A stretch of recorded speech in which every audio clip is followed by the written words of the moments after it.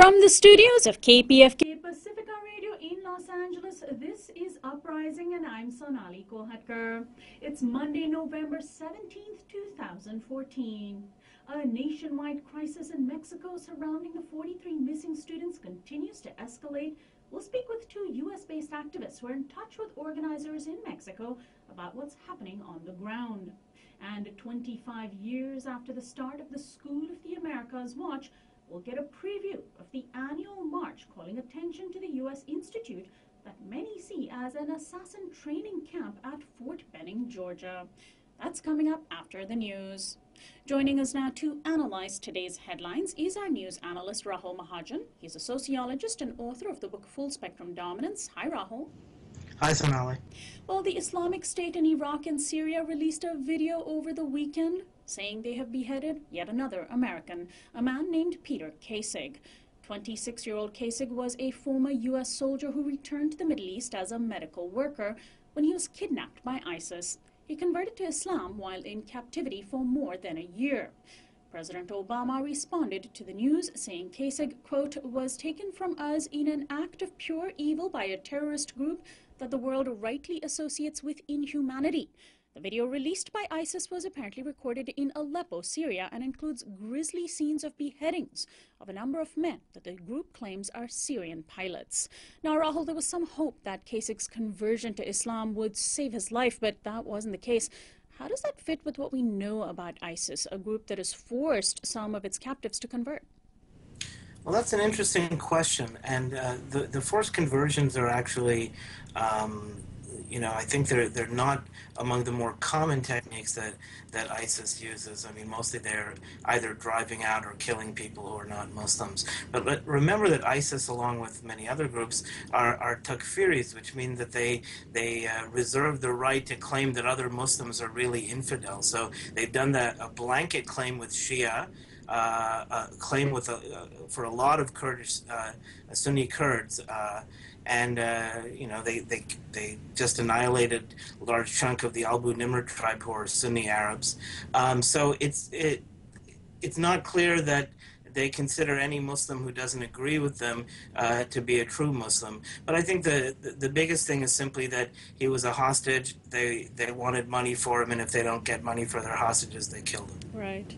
Representatives of federal agencies have gathered in La Porte, Texas, a city several miles outside Houston, to probe a chemical leak that killed 4 workers last week. The leak took place at a DuPont chemical plant and was apparently contained within 2 hours.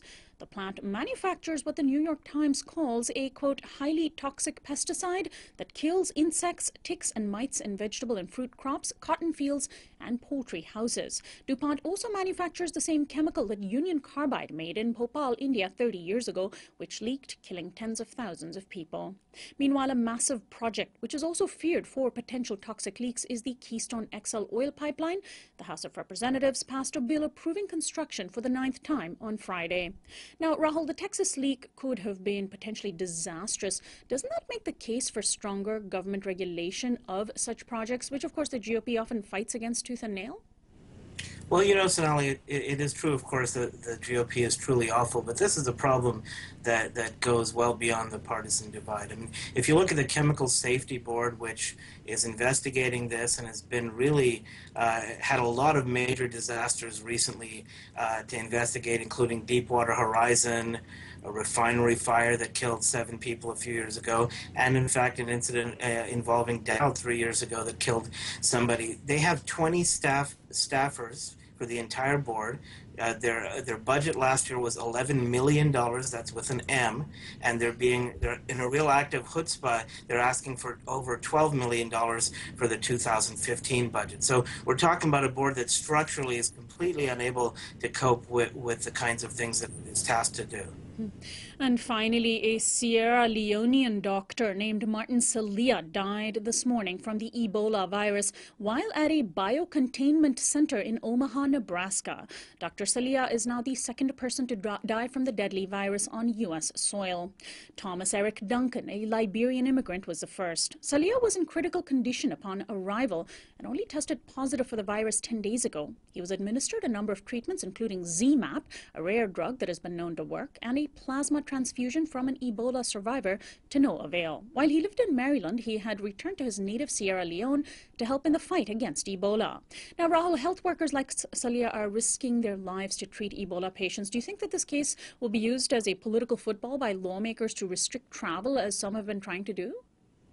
It's not only health workers now, but there are hundreds of people involved in the testing of hopefully a new vaccine for Ebola. So yes, people are risking their lives, and here people are playing political games about it. My guess is, it's hard to predict, but my guess is they're not going to make a big deal out of it because Ebola has served its purpose for the Republican Party now that the elections are over. Well, Rahul, I want to thank you very much for joining us today. We'll talk to you again next week. See you then. Rahul Mahajan is our daily Newsflash guest expert. He's a sociologist and news analyst and author of Full Spectrum Dominance. By the way, you can subscribe to our YouTube channel online at youtube.com/uprising with Sonali. We're only 200 people shy of 1,000, and we'll hope you join us. When we come back, we'll take a look at what's happening in Mexico. Stay tuned. This is Uprising. I'm Sonali Kohatkar. Turmoil in Mexico continues over the scandal of the 43 missing students in the state of Guerrero. The anger is palpable all over the country, including in the popular holiday resort town of Acapulco, whose airport lies in Guerrero. Ordinarily, during the Revolution Day holiday weekend that just ended, Acapulco would be crowded by throngs of vacationers. But this week, tens of thousands canceled their plans, and those who came chose instead to make their voices heard on the streets. Now, protests have taken place all over the country. Major highways have been blocked, and government buildings in both Guerrero and Mexico City have been burned. Most recently, university students who gathered at UNAM in Mexico City were fired upon with live bullets by police. The 43 men were students at a teacher training college in the town of Ayotzinapa in the state of Guerrero. They had traveled to the nearby town of Iguala to protest what they saw as discrimination in hiring practices and also to raise funds for their school. They apparently clashed with police and went missing, never to be seen again. Well, the situation remains grim, and Iguala Mayor Jose Luis Abarca and his wife are among the approximately 70 people who have been arrested so far in connection with the missing students. Guerrero Governor Angel Aguirre Rivero has been forced to resign, and Mexican President Enrique Peña Nieto, returning from an Asian Economic Forum last week, vowed that his government would get to the bottom of the crime. Well, joining me in studio this morning are Roberto Flores. He's a professor of Chicano Studies at Cal State LA, longtime activist based in Los Angeles. He's also the founder of the Eastside Cafe, a space in El Sereno in Southern California that was in part inspired by the Zapatistas. Also with us is Antonio Arias, who is an activist who has been in close touch with those on the ground. I'd like to welcome the two of you to Uprising. Thank you, Sonali. Thanks so much for joining us. Well, first, let's start with the actual local aspect of this story, which is these 43 students, the localized aspect of this story. There were 30 bodies that were identified in a mass grave recently, but and that many people thought would be linked to or might be the bodies of these some of these missing students. But it was just verified by outside forensic specialists from Argentina that the bodies were not those of the students. Earlier this month, a government official said that the suspected gang members that they had in their custody had already confessed to killing these students and burning their bodies in an incinerator. But people are still hoping that they are alive. Isn't it likely that these men, these 43 men, their bodies might never be recovered? We don't know. I think we hold out the same hope that the parents do. Mm-hmm. And we don't, until we see evidence, until we see the bodies, we don't know. Given the practice and given the history, there might be a likelihood that the students have been killed. But until we see evidence of that, we're holding out hope, just like the parents are. Now, the parents of the students seem convinced that they're alive and being hidden somewhere, but why would they be kept hidden for so long? And when you said, given past events, explain what you mean by that background. What is the history of similar things happening in Mexico? In terms of the parents, I've been talking to Tlachinolan for about 6 months, trying to bring them over to the universities. and that gave me a little bit of... And explain what you mean by what you just said. You've been talking to Roman Hernandez, the Tlachinolan. Tlachinolan is the human rights organization of the mountains. He's been working with in this area for 20 years. They've been seeing the building and the formation of the cracks, the Coordinadora Regional de Autoridades Comunitarias, PC, Policía Comunitaria, the formation of that form of life democracy. This is all in the state of Guerrero. On the state of Guerrero. The formation of the cracks happens because the integration of the organized crime with the government 20 years ago, that it was extremely hard to handle. So even though they were trying to form this form of community, this form of indigenous ways of protecting themselves, the uprising of Chiapas impeded because they were occupied by the army, fearing that it may be another source of discomfort, of uprising. So you've been in touch with folks who have been organizing on the ground. This form of community policing that is part of a tradition that goes back many years, long time. Yeah. Many years. And the thing that happens is that in an assault against the public transportation, one girl, I don't know if 19 or 13 years old, got multiple rape in front of everybody, and that fed them up. So they organized this police community 20 years ago, and then due to the integration of the government, Aguirre, which was a interim governor because the other one was ousted because another massacre on Aguas Blancas, he gave them the right to exist, and then they expand to occupy more than half the state. So when they start selling the rights to mines and natural resources, this organized community opposed them and legally and in many different ways to impede the exploitation of the natural resources. That is the background of the arresting of Nestora Salgado, Arturo, Gonzalo, many of the police communitaries, right along with the history of the las escuelas rurales, the rural schools where the kids are. Right. So this rural school, which was a teacher training camp that these 43 students hailed from, this is the background of all of that. That in the state of Guerrero, the people who these students were from this community had been organizing, and explain this concept of community policing that you've been referring to. Community Roberto? policing, he referred to CRAC, I'm not sure he explained it. CRAC is the regional coordinator of community authorities. And then it's CRAC PC, and it's Policía Comunitaria. So this is a coordinator of a region. The region is large, like Antonio mentioned. It's about half of the state of Chiapas. Guerrero. I'm sorry, Guerrero. But the notion, what's happened in Ayotzinapa cannot be understood, or what's happening now in the response to Ayotzinapa cannot be understood without understanding the influence and impact of Zapatismo 20 years ago, and even Michoacán just recently, and the Policía Comunitaria. All three have integrated and nourished the experience of Mexico to the point where there's a response, and it looks chaotic. But in many areas, it's very methodical and organized. In Guerrero, the police are beginning to take over, the Policía Comunitaria are beginning to take over other communities. And they're holding those communities and developing. Now the students are calling and suggesting that they immediately start developing community councils.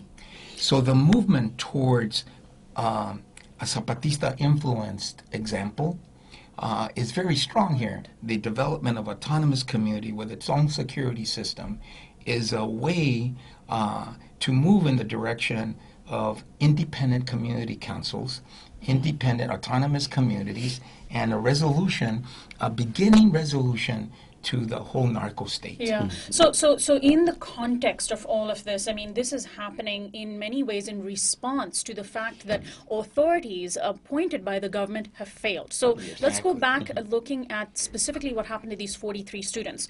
What we know so far is that the mayor and his wife were afraid that the students would disrupt one of their speeches and ordered the police to take them away. The police handed them over to a local gang, the Guerreros Unidos.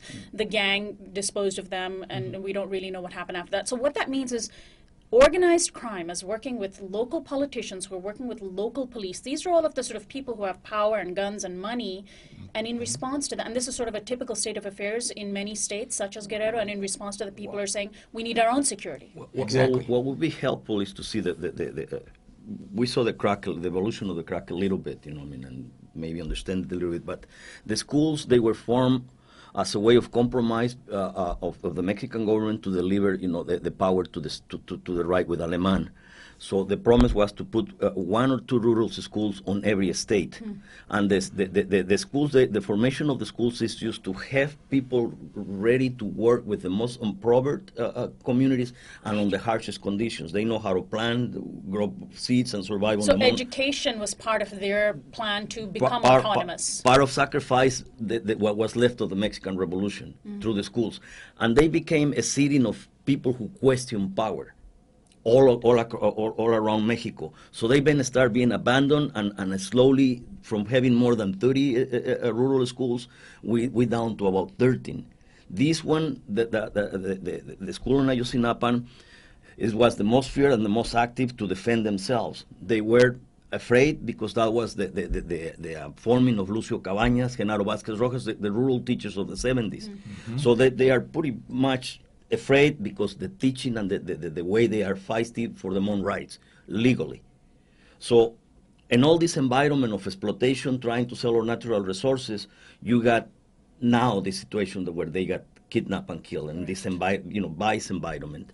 In one town, we document that the organized crime took one family in front of everybody and dismembered the members. So they can run away. So that was the environment of crime and terror that was inflicted with the combination of drug cartels, organized crime, and government. Right. So in this environment is where you can see the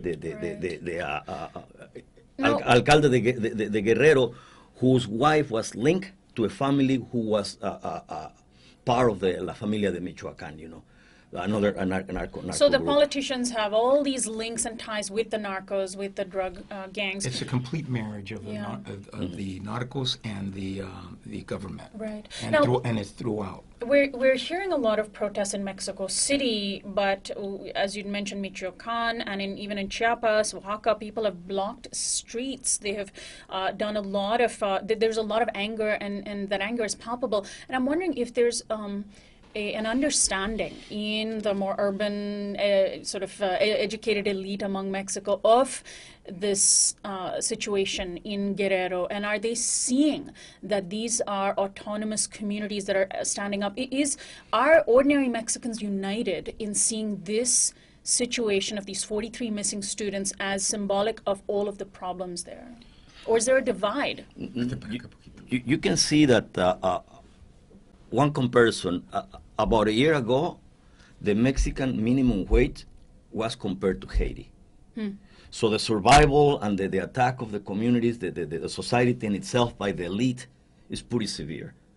So the mass killings everywhere in the country, it was just one little thing that needed to happen. It was so great, this one, but it was just one sort of thing. The straw that broke the camel's back, yeah. It was, and it was a big straw. It was something that... And also, in this case, we sort of can see all the moving parts that happened, that we know, as you know, through confessions, that the mayor and his wife were involved, that the gang was involved, that the police were involved. The only thing that's not known is what actually ended up happening to the 43 students, and the fact that they're missing is pretty severe. And I want to ask you to respond to a comment that Mexican President Enrique Peña Nieto said he was on his travels when the news of the doors of the National Palace in Mexico City being burnt down reached him. And this is what he said. He said he was very angry. He said, Mexican society says no to violence. We say yes to justice, order, harmony, tranquility. We say yes to the application of justice. How do you respond to that? It's the height of hypocrisy. It's a sophistry to the max. It's amazing that he can even say that when we know that what he means by justice, by application of justice, is the violence, it's brutality, it's terrorism on the community and the people, it's fascism. I'll put it another way. I think it's the beauty of consciousness against power. They cornered. They're cornered. They put it corner. You know, and the way, maybe because our history or humanity itself, you know, the indignados in Spain, the Arab conscience is trying to sprout somewhere, to find its way through society. Right. Now it's just Mexico. You can see Lavalas on IT before. All this history, you know, of consciousness start coming together, maybe on this opportunity that humanity has to gain itself. Right. The way they've been doing La Policía Comunitaria and all that is going to help them. And instead of looking for bodies, they start looking for mass graves and start opening the town to uncover all this fear and expose the government to where it's got no place to hide. Its only way out is violence. And consciousness is start exposing them, start having them to explain its own existence, and they can't. Mm-hmm. And it's amazing because the current situation is also unfolding at a time when Peña Nieto and his wife are coming under scrutiny because of a $7 million house that they've apparently in the process of buying from somebody who's won a government contract, and people are latching on to this as just one example of the kind of corruption that we see at the very highest levels, where politicians are quite happy to exchange money, exchange favors with one another, and they're living well off the land. Their wealth is protected. Meanwhile, you were just talking about the minimum wage, and I'm wondering how that is also seen, what Peña Nieto is doing, and the life that he is living is seen as a symbol of the excess of Mexico's elite. Absolutely. I see a bigger picture. Mm-hmm. I think, when all this NAFTA and these other things, treaties around the globe, what you saw is an exchange of wealth for profit for a very few, and they gave power to China to have economical power. Now China and United States, a group of people, countries led by United States, are competing for natural resources everywhere, and that start creating a lot of pain and sacrifice. And at the same time that they could, or think that they could control and oppress all these people, is somehow people start organizing themselves on their own pain and counter-effecting all these. Right. And in fact, that's how Peña Nieto justified his absence. He was coming under criticism for being gone during such a difficult time in Mexico's current history, and he defended his decision for being at the Asian Pacific Forum, Economic Forum. He said 2 out of every $3 of wealth in Mexico is dependent on foreign trade. And so in many ways, then that is part of the equation, right? I mean, the collusion between narcos and local politicians, as you've been saying, the larger picture is NAFTA. The larger picture is Mexico's economy being opened up for exploitation. Right. Just because it's a narco state, it does not mean it's not part of the global economy. As a matter of fact, the narcos... They go hand in hand? They go hand in hand, and they are managing all the rest. And they're in charge. So they're going to be worried about how they're going to make money different ways, not just through drugs. Okay. So I'd like to go back to the situation in Michoacán. Mm-hmm. There's a lesson to be learned here with Dr. Mireles. Dr. Mireles showed that the people could arm themselves in defense. These are communities that are not traditionally indigenous and have their own security. So they went ahead and armed themselves, and they worked with the police, and they worked with the government.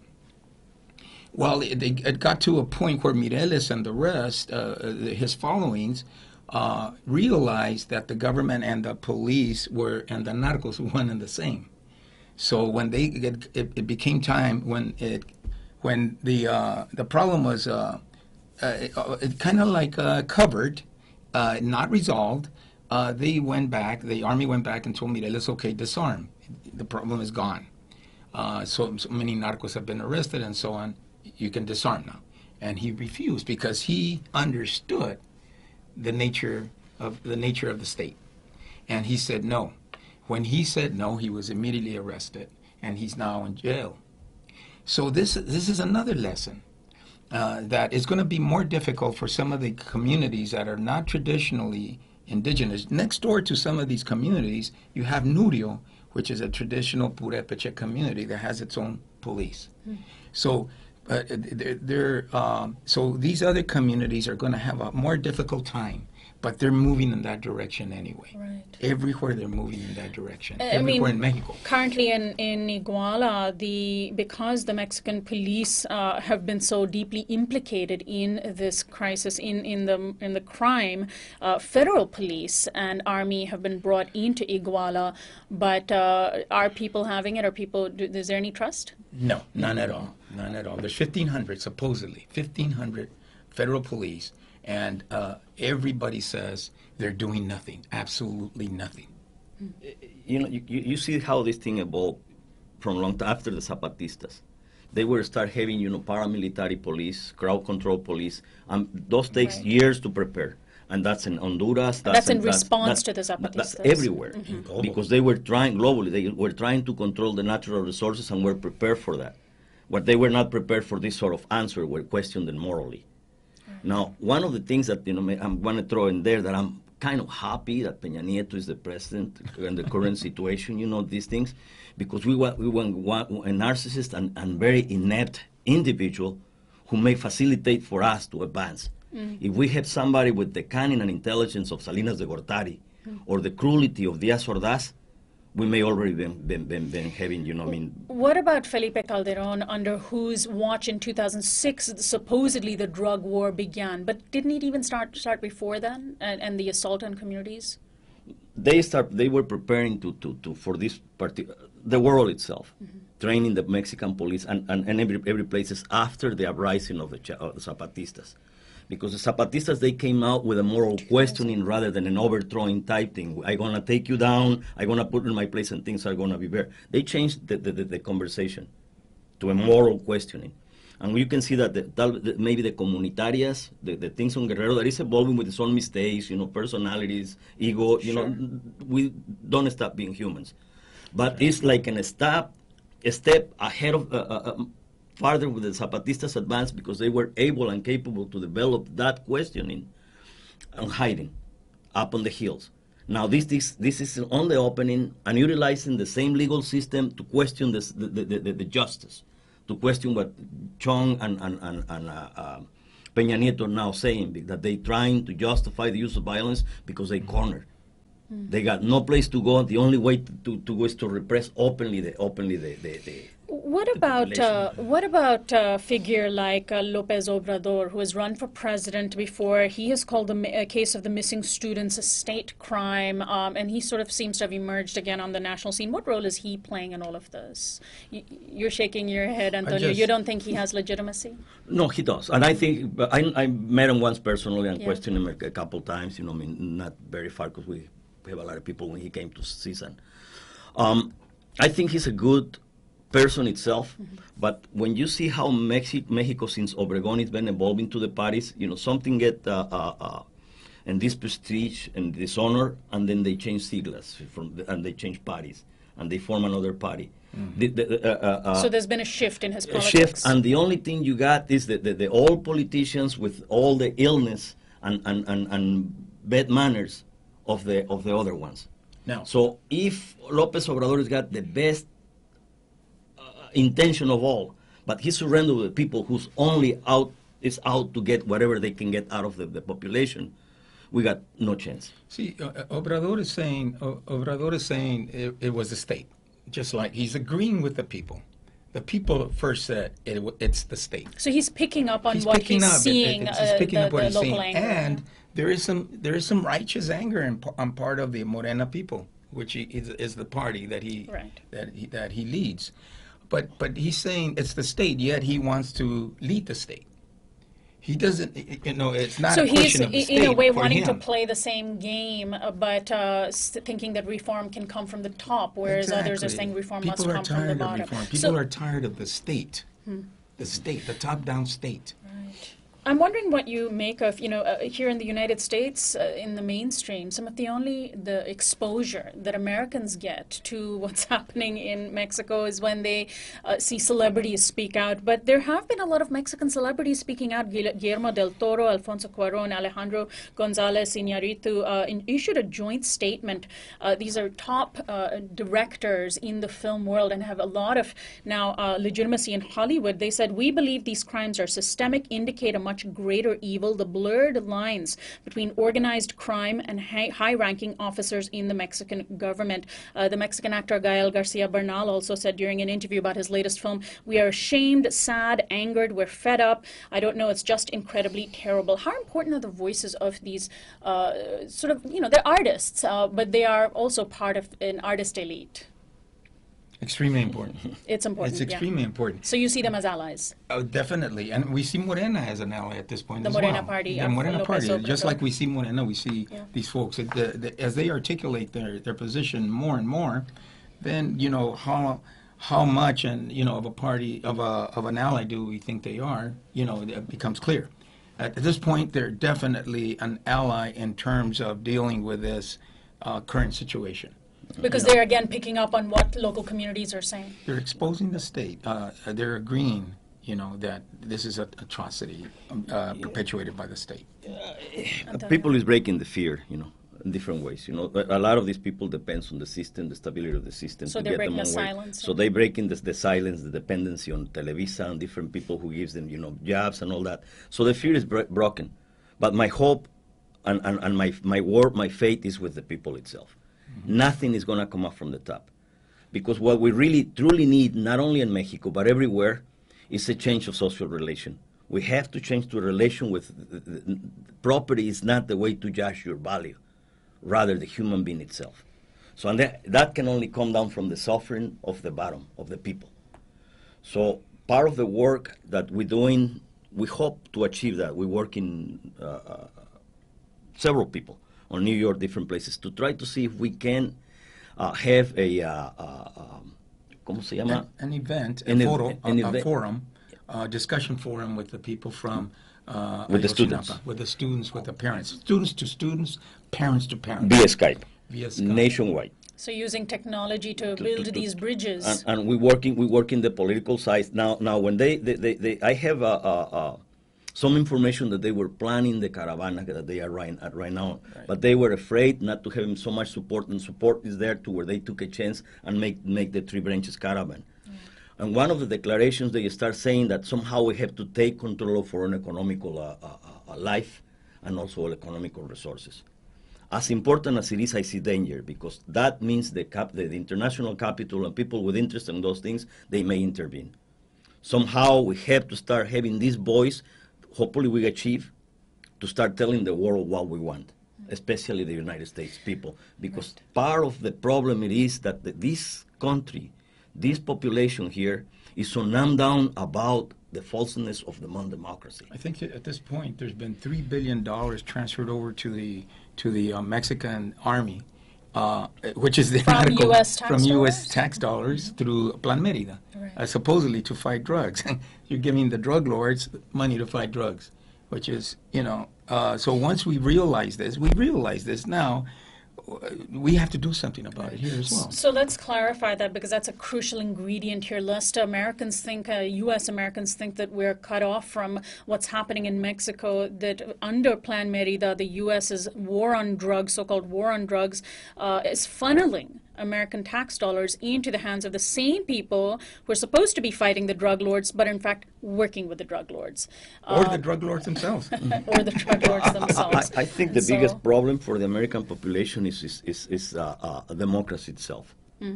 With the so-called democracy, this population gives themselves a moral above others. A moral high ground. Moral high ground to where they think they can intervene to save the others from themselves. When in reality, you see right here that they're taking away the right of voting, they're taking away, you live in a lie. a lie that gives you false morality, and that false morality gives the government, your own government, the right to do things in your name that are totally against awful humanity. So I understand there's going to be a national strike in Mexico on November 20th that there's a lot of talk about. What sort of, so those sorts of protests can call attention to the crisis, but those don't necessarily funnel into the long-term work, the ground-up work of transforming in communities. If you look at what the students have done, they're very keen. These are the other students in that rural college? Ayotzinapa students. The caravan went three ways. It's the parents and the students. The caravan went three ways. One went to Michoacán and Jalisco, and the norte, and then the other one went to Chiapas. To meet with The Zapatistas. Yeah. One went to Michoacán, the other to Chiapas, and the other went to okay, so one went north to one stayed there in the state, went straight to the areas where the communities have been taken over by the Policía Comunitaria. Okay. So those are the three ingredients that I think are lending themselves to the development of future strategies. One of the strategies that the Zapatistas had laid out during la otra campaña, Other campaign, yes, was to develop a network. Develop a network of struggles, because the Zapatistas have always been saying, we are not leading a struggle. We cannot do it. There's no more leading a struggle. They're doing it by example, and others we are going to be part of everybody leading a struggle. Okay? So when they did that, then Javier Cecilia took the same route. La otra campaña lend itself to and Javier tell Cecilia. Our listeners who Javier Javier Cecilia is a poet from Mexico whose son was kidnapped and murdered. And that's when he led a caravan to the United States. Exactly. There was a lot of demonstrations in Mexico and a caravan. And in many ways, Mexico. that was a turning point as well for widespread outrage in Mexico, after which the government put together a sort of office to oversee these sorts of corruption issues, but of course nothing has come of it. This is another flashpoint that's happening no. today. A lot has come of it because, see, that was another round of the networks in Mexico. The government's action hasn't done much, though, yet. Not yet. They've gotten worse. Yeah. Yes, of course, but I'm talking in terms of the people. This is the third one. This is the third round of calling for the networks throughout to become more networked and to take action together. A general strike, a sustained strike, in Mexico is what we're looking for. On November 20th? No. November 20th may not do it. Okay? But it might be the beginning, and it might be a precedent for what's being might be called later. A general strike is going to support all the efforts for local autonomy. And we'll see how that plays out. We are out of time. I want to thank the two of you so much for joining us today. Thank you, A Sonali. wonderful conversation that I hope helped unearth some of what's happening on the ground in Mexico to our American audience. I want to thank you, Roberto Flores and Antonio Arias, very much for joining us. Best of luck to you. Thank you, Sonali. This is Uprising. When we come back, we'll take a look at a longer-term situation where the U.S. has directly been training assassins, as some call them, in Latin America. This is the 25th anniversary of the School of the Americas Watch. We'll speak with Executive Director Hendrik Voss. Stay tuned.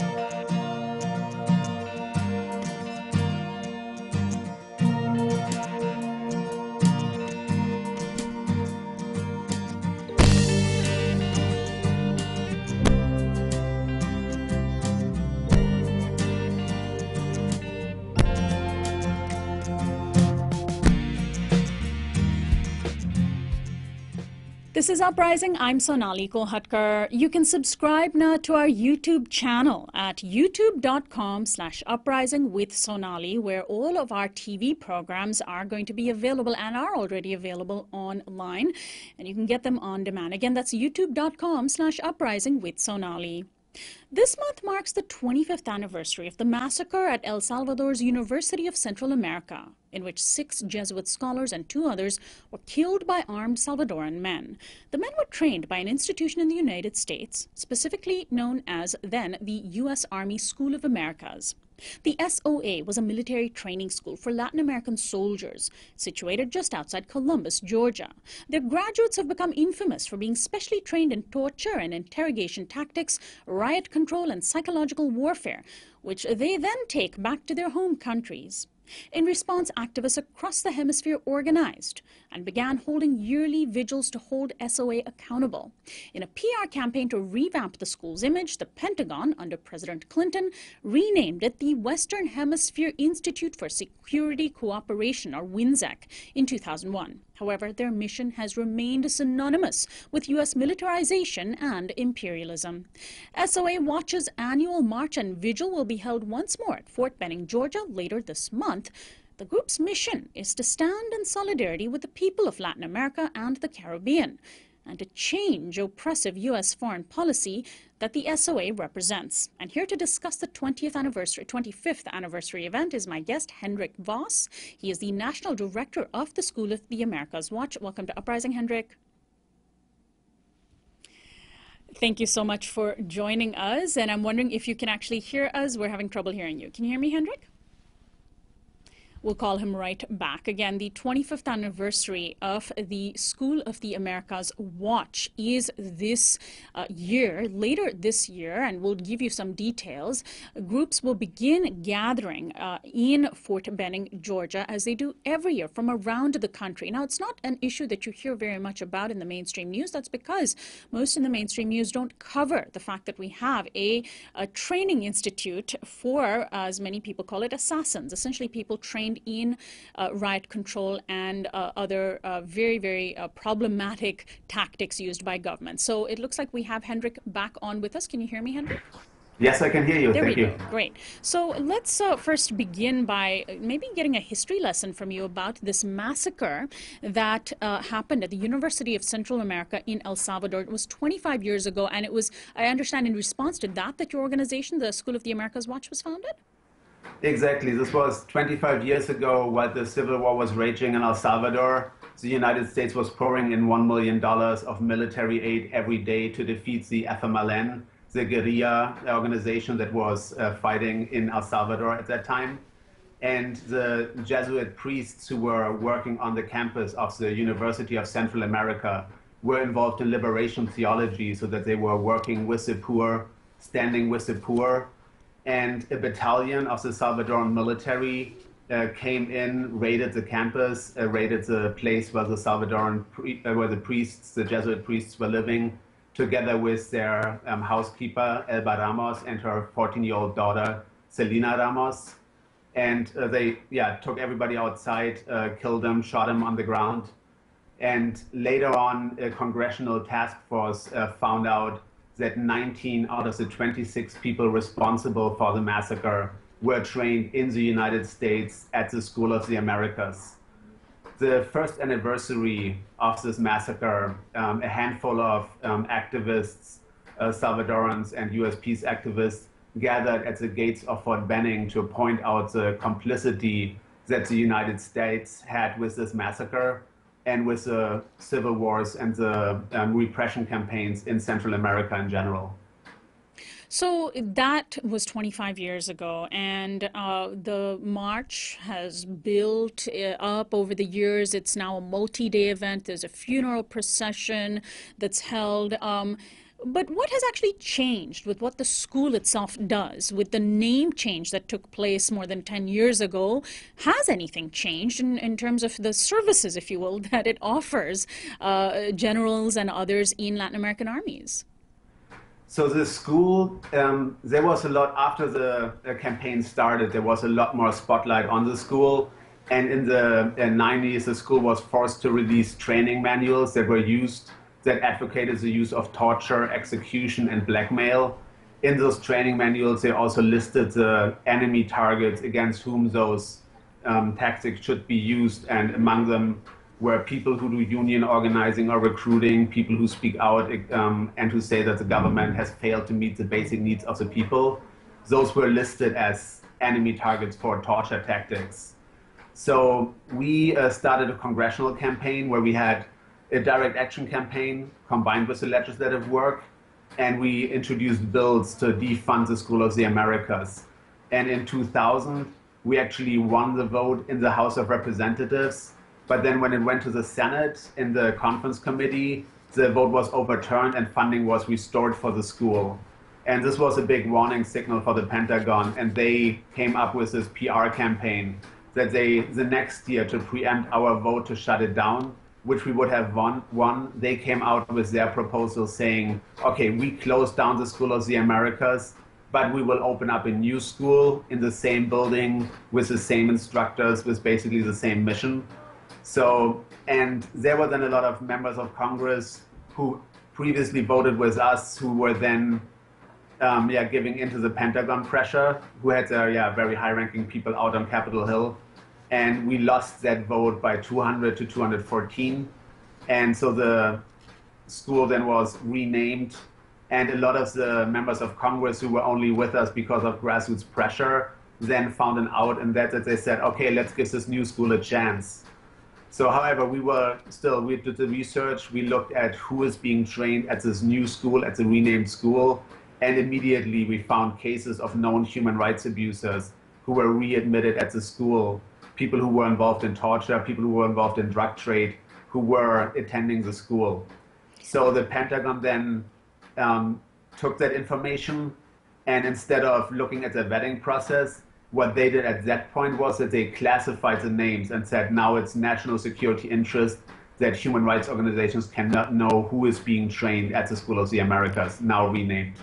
So, Hendrik, what you're saying is that simply by classifying or reclassifying what's being done under this banner of national security, we, as American taxpayers, are not allowed to see what's really being done and who's being trained and what they're being trained at this new school, the WINSEC, the Western Hemisphere Institute for Security Cooperation. Is that accurate?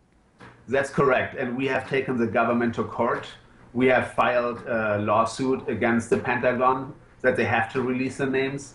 And actually in 2013, we won the lawsuit with a federal judge saying that the Pentagon has no justification whatsoever to not release the names. The government has appealed, and we are right now in the appeal phase. And we are hopeful that we will win the judicial case, and that the names will have to be released pretty soon. So, Hendrik, we look at history. We look especially in the 80s and 90s when there were all of these horrific turn of events in Central America, some of which you alluded to earlier in El Salvador, Guatemala, etc. But in recent years, we've seen things like the coup in Honduras happening. Do we know that there are links between what happened, for example, in Honduras, because that was one of the most recent, and the new School of the Americas, which I'm guessing your organization still essentially refers to as School of the Americas? Absolutely, yes. The coup in Honduras was carried out by graduates of the School of the Americas. And this is a pattern that we have seen throughout history, that soldiers who are being trained by the US are being trained in order to do the bidding for the Pentagon in Latin America. And when in 2009, Manuel Zelaya, the president of Honduras, was going to institute some reforms, he was talking with social movement groups about kicking out Palmarola, the US military base, from Honduran soil. He talked about taking on big business, and he raised the minimum wage. And this was a point when SOA graduates stepped in, swept him out of office, conducted a military coup, and flew him out of the country. And the people in the leadership were graduates of the School of the Americas. Hendrik, we just had, before we spoke with you, a lengthy conversation about the crisis in Mexico. What connections are there between the drug war in Mexico and the School of the Americas? It is before '94, when the Zapatistas were uprising, there were very few Mexican soldiers at the School of the Americas.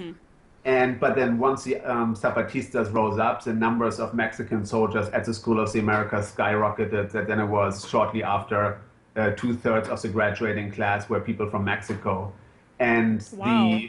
the US government and the Pentagon, then once we were doing research into that, they were saying, oh, this is only to do with Mexico's high involvement in the drug war, has nothing to do with the counterinsurgency campaign. But we looked at the courses that those Mexican graduates took, and were all the standard counterinsurgency courses. And later on, then our research showed that 18 high-ranking military officials who were involved in the war against the civilian populations in Chiapas were trained at the School of the Americas.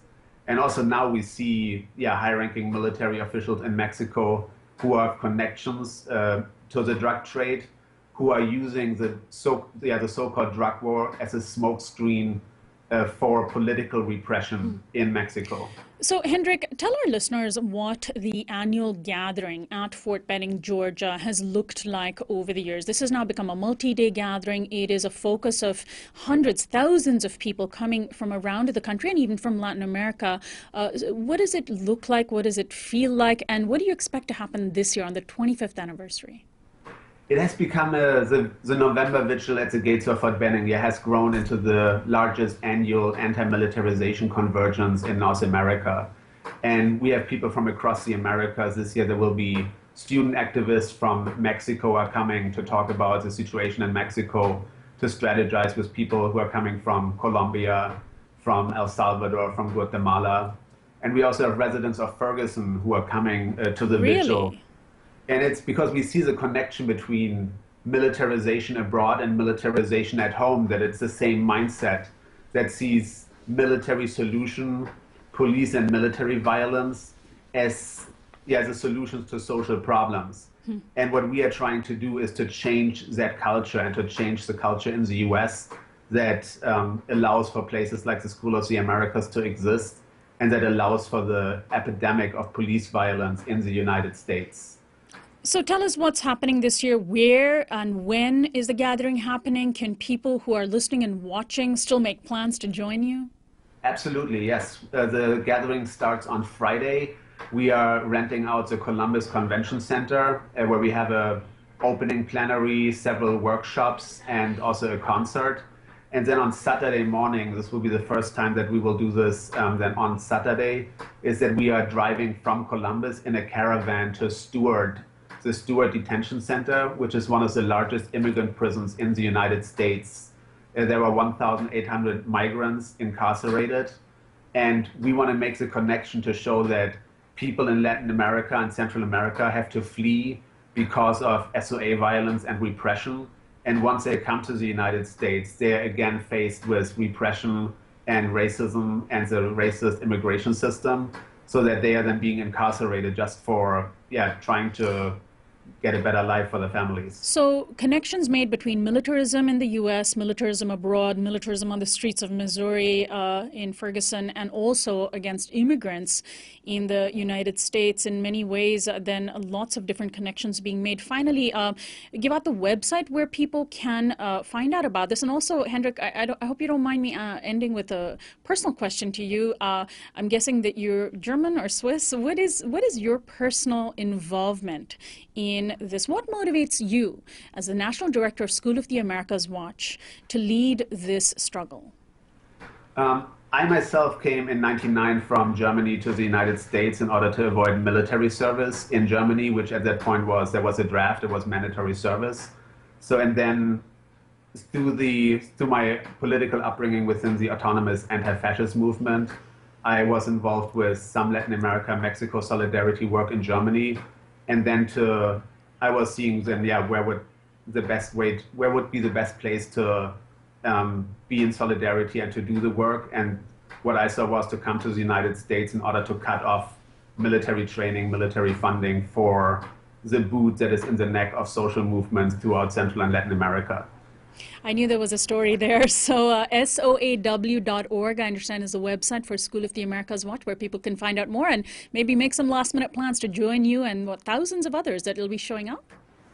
Yes, absolutely. So we've got on Saturday, also after we come back from Stewart, thousands will converge at the gates of Fort Benning, where the police and the military tried earlier this year to deny us a permit. Right. But we were pushing back, and we now have the right again to be at the gates.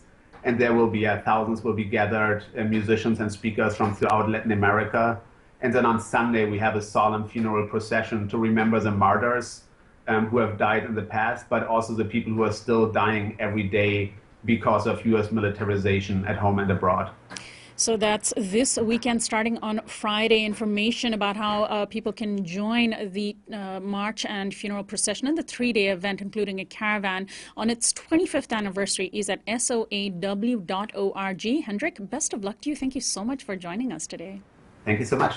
My guest is Hendrik Voss. He is the National Director of the School of the Americas Watch, SOAW. Now, the School of the Americas is no longer in existence, but actually it is. It's simply renamed the Western Hemisphere Institute for Security Cooperation, and they have a website that you can certainly Google and find out more about.